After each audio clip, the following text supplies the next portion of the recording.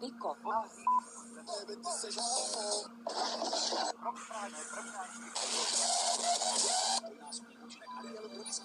Kteří se chystají poprvé kouřit čuráky. What? Usednout do školní.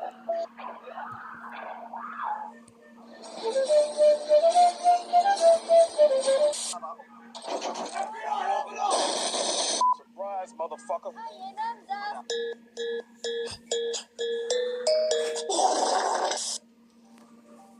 What the fuck? Já chci do... Prdel. Jako všichni. What the fuck? Udělej mi to. Hurá! Zítra jdu... Lízat. A to se vyplatí. A prosila bych... Banán.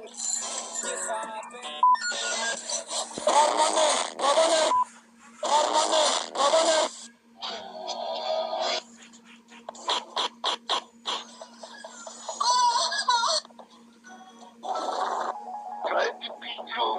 FBI, open up!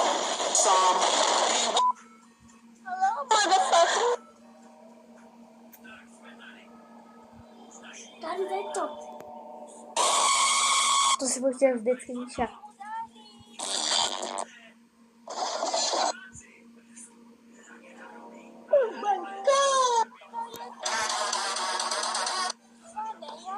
Ne. Říkáno, pojď, natočíš to. Počkej chvilku.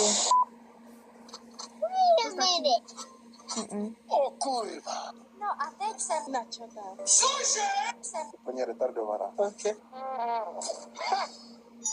Co si to dovoluješ, Ale ty čuráku? pojď, počkej.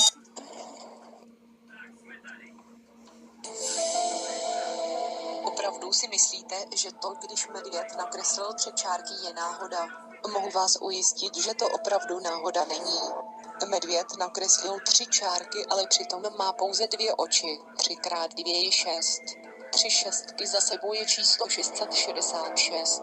Už jen to je velmi znepokojivé. Medvěd je také hnědý. A hnědá je i hlína. A hlína obklopuje peklo. Je medvěd napojen na bytosti z hlubin pekelných. Je to šokující, ale neexistuje jiná odpověď než ano.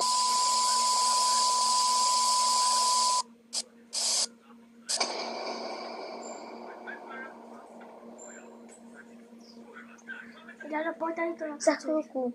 Už to skončilo.